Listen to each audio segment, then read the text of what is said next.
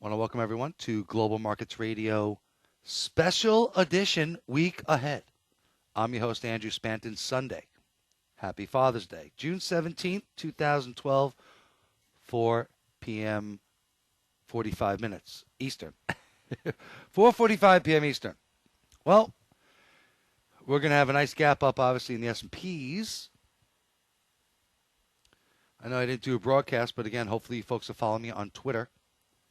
Voice of Forex, two F's and of Forex. You definitely want to follow me and benefit. Oh, baby. So, what happened? Great news. Euro gapping up right now. We're going to the moon? No freaking way. Now, while yes, was this good news? You can make a case that it was good news.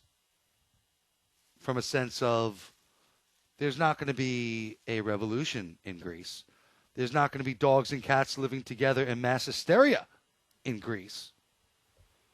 There's not going to be pandemonium in Greece. But, so the ones that won is the party that's in favor of the bailout. What does that really mean? That means they're going to get money from the Eurozone, IMF, the Troika, in exchange for austerity. Now, unless you have a policy of pro-growth, meaning you're investing in infrastructure, you're putting people to work on future projects, they're going to employ even more people. How is that going to solve the funding issues? Because last I checked, the only way that you're going to be able to pay the interest payment on the debt is from revenue, government revenue. And I just don't see where that's coming. So, yes, this is all great news. We're going to gap up. They're not leaving the Eurozone yet. But I would say that if that's the reason, that you were short the euro, from that standpoint, that feeling Greece is going to leave the euro, then obviously you got a Russian cover. Now we're looking at this S&P chart. Let me tell you, we take this level out, 1350, to the moon. We certainly should do a Fibonacci retracement. How is Greece going to be able to stay in the Eurozone? 1365, major spot, golden retracement, 61.8. Right about there. How is Greece going to be able to continue to make the payments on their debt? They're going to keep getting more money, more loans to make the same interest payments on those previous loans? So you're going to take more money, cash advances out on your credit card to make the payments? How long can you do that without earning more money to pay down the debt? Or earning enough money to make the payments and pay down the debt? Isn't that the goal? I don't see it. But once again, they got what they wanted, the Europeans, a delay. So you're going to have this relief rally. You're going to have this gap up. We don't know where the S&P is going to open. I would say probably 1350 change. I think you fade this rally, people. I don't believe it. I think we got more big data coming out this week. And we look at this dollar index. Certainly gapping down nicely. This is reflective of where we are at the moment. And another one, you do your Fibonacci. And we can certainly come in more. Listen, I think the euro can get to 127.50. We'll take a look at that in a second. Big numbers coming out this week across the board, particularly London and the Eurozone. You've got German Zoo, IFO, Flash Manufacturing, Germany, France. We've got HSBC China manufacturing number. Remember, that was 48.6. Terrible. We got big numbers coming out of London across the board. You name it, it's coming out. Retail sales, CPI, well, no GDP, but employment data. Big numbers. Big. And we got G20. I got to tell you, I think part of the reason why the euro rally was for a rate cut by the ECB over the weekend now, tonight, it still could happen. You get some sort of resolution on the guaranteeing bank insurance the deposits, some sort of FDIC for the Eurozone, EDIC, and a GQE, a global quantitative easing, which I've been calling for a long time. Listen, I see a nice head and shoulders here, maybe. Neckline, shoulder, head. Let's come down to here. But certainly I think where the 200-day is and that golden retracement is, actually it's the 20 EMA, 80-50, looks like the spot. But we got big numbers. U.S. really not major numbers, but obviously we have the Federal Open Market Committee, the FOMC, Ben Burn Your Ass Off, Key, the bearded collie, the trembling bearded man, the whimpering loser academic. He's probably going to extend Operation Twist.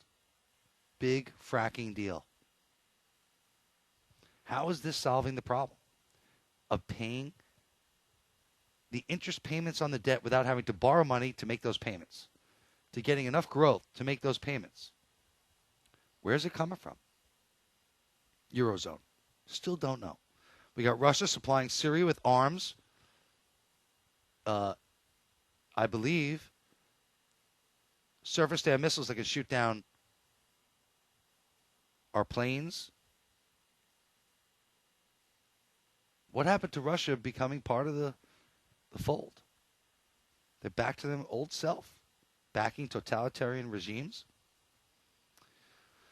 Not good. Syria is the flashpoint that worries the crap out of me. Greece, in my opinion, eventually will have revolution. Wait until they see how the Heinz, Svein, Germans are going to want to impose upon them these austerity measures. Not good. But we look at this euro dollar here, weekly chart, as we see, listen, this thing's still oversold. And this is reflective of where we're trading right now in the moment. We're not even at the 10 exponential. That's at 128 almost. I think we certainly could get there. Am I looking to fade it? Absolutely. Without any news. Without any of the previous things I've just spoken about. Guaranteeing deposits. Coming up with some solution. Some global solution. Spain. Problems. It's not going to work. All it is just a Band-Aid. And obviously it could have been bad. Obviously they could have voted in Greece, the party that's more against the bailout. But remember, they wanted to stay in the euro anyway. They just wanted to renegotiate the terms, which some of the reports I've read, they're willing to ease up on some of these measures, waiting for them to come up with a growth policy quickly. Okay. Sounds like a bunch of crap to me. Oh, baby. Again, big week.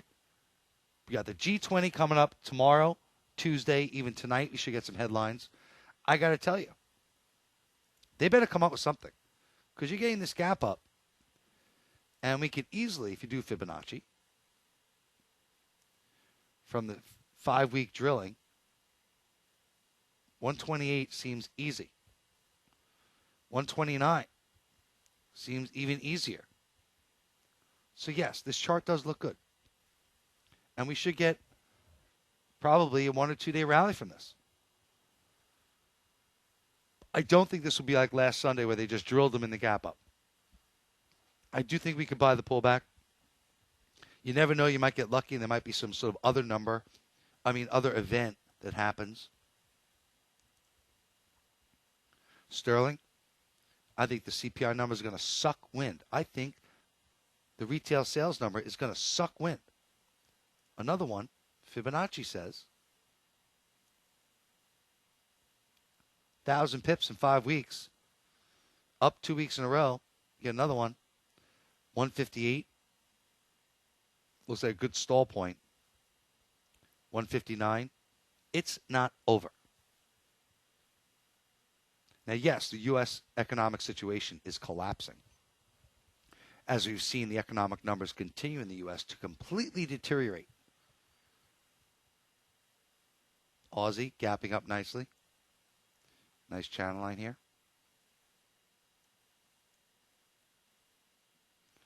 And you could do your Fibonacci.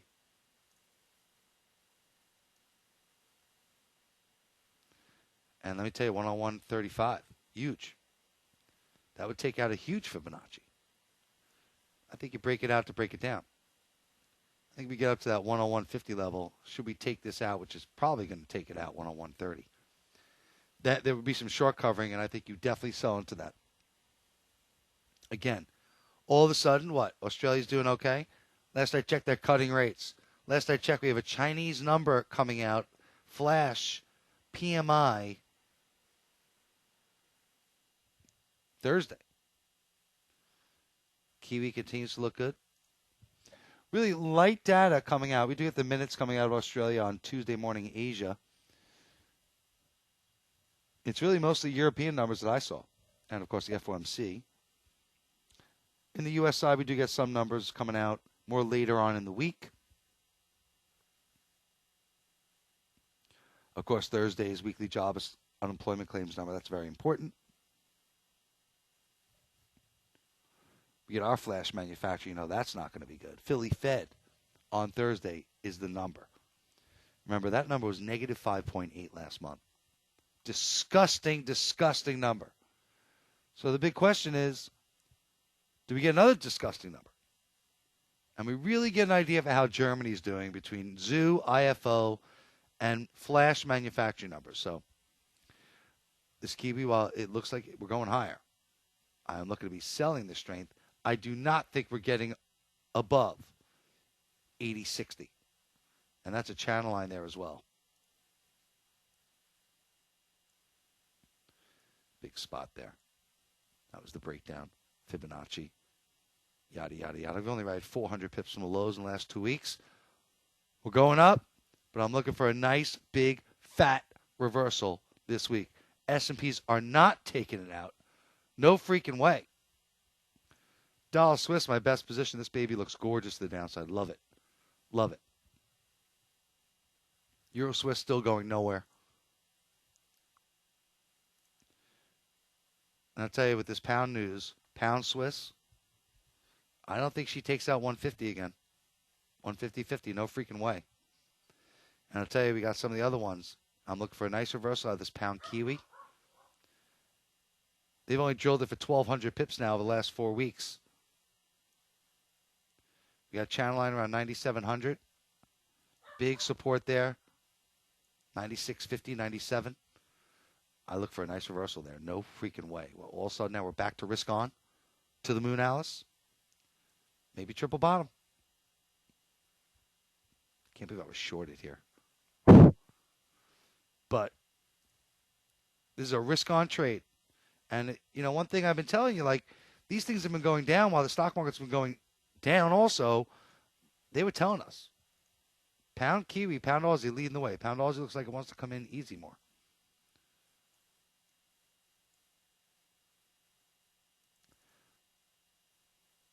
Little head and shoulders neckline. A weird one. We'll take it. It's about 150, 250, 153. Let's take a look at this dollar Canada. Because we're getting a nice little gap down. But I got to tell you, there could be nice more to go on the downside here. Dollar Canada hit the wall. Almost our channel line here at 105. Didn't make it.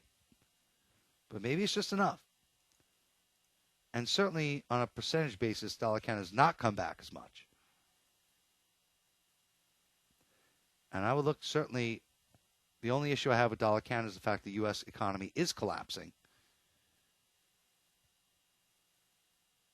And they're tied directly to it. So, again, I love this on a buy on pullback. I think, again, this week, I think we reverse.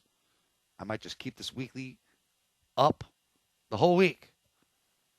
Because at some point, we are going to have a monster reversal. And listen, this maybe get down to 101. Easy. Par 75. Why not? Dollar yen, I tell you, all the talk, jawboning, talk about intervention on Friday, nothing. Doesn't look very good. I think dollar yen is more a buy after FOMC. I think we continue to sell off into FOMC on anticipation of Operation Twist.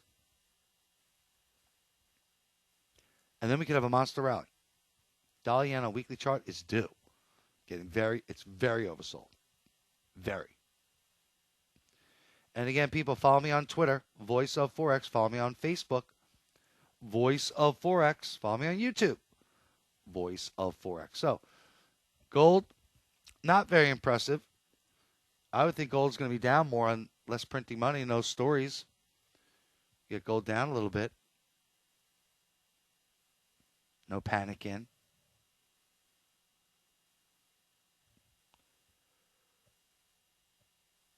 But the weekly chart certainly doesn't look so bad. I can see it pop to 1,700 in gold. But I still think it is going to retest the lows. At some point, they're going to sell everything to raise cash.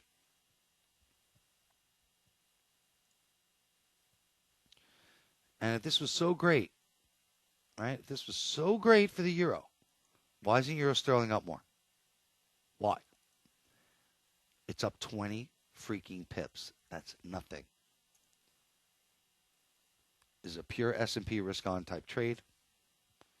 And again, you would think this euro will be a lot stronger against the pound, even against the Swiss, but nothing. And this euro can looks like it wants to bounce a little bit. So that's it. So again, things to look for.